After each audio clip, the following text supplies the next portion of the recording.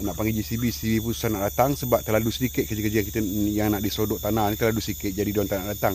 Jadi dia nak kerja yang banyak, yang satu hari. Jadi nak tak nak aku sendiri yang kena buat.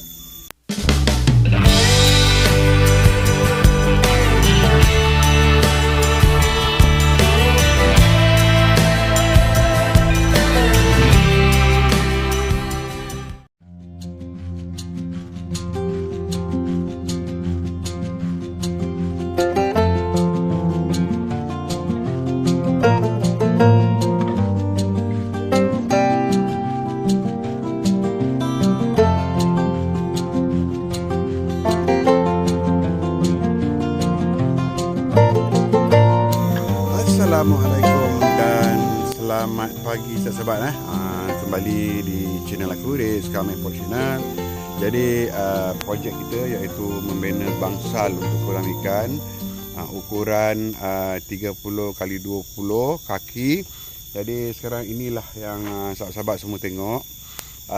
Baru bangsal ni baru siap juga, tapi ada beberapa perkara yang belum disiapkan. Contohnya untuk simen di bahagian lantai ni, sebab kawasan ni sebelum ni alam mencuram. Jadi bila mencuram tu nak panggil JCB pun susah nak datang sebab terlalu sedikit kerja-kerja kita yang nak disodok tanah ni, terlalu sikit, jadi diorang tak nak datang. Jadi dia nak kerja yang banyak, yang satu hari. Jadi nak tak nak aku sendiri yang kena buat. Gali separuh, tambak tanah, lepas tu buat frame menggunakan C-channel, frame lantai. Jadi sekarang ni kita sedang bancuh simen untuk menyimen di kawasan ni supaya dia lebih rata. Sebab kat sini aku tak pakai bumbung, hanya pakai jaring dan jaring hitam dan jaring satu inci untuk cahaya masuk di dalam untuk sementara waktulah. Jadi kat sini pun kita punya spaw pun dah siap. Di luar dah siap, dalam tu ada sedikit lagi untuk disiapkan. Jadi untuk seterusnya kita teruskan kerja-kerja untuk simen. Belum habis lagi untuk simen ni, masih bancu-bancu lagi 2-3 kereta lagi untuk penuhkan ni. Dan kita akan terus peratakan lah.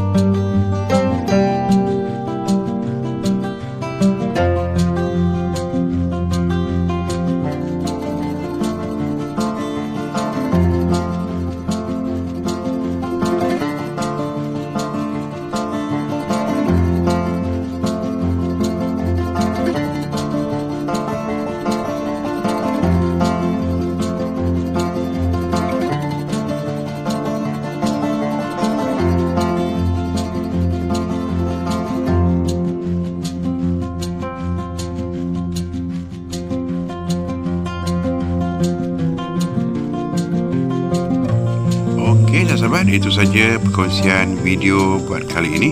Semoga ianya bermanfaat buat semua. Jangan lupa untuk bantu like, subscribe dan tekan tombol notifikasinya untuk video ini. Dan kita jumpa lagi di video-video yang akan datang. Assalamualaikum. Jumpa lagi. Bye-bye.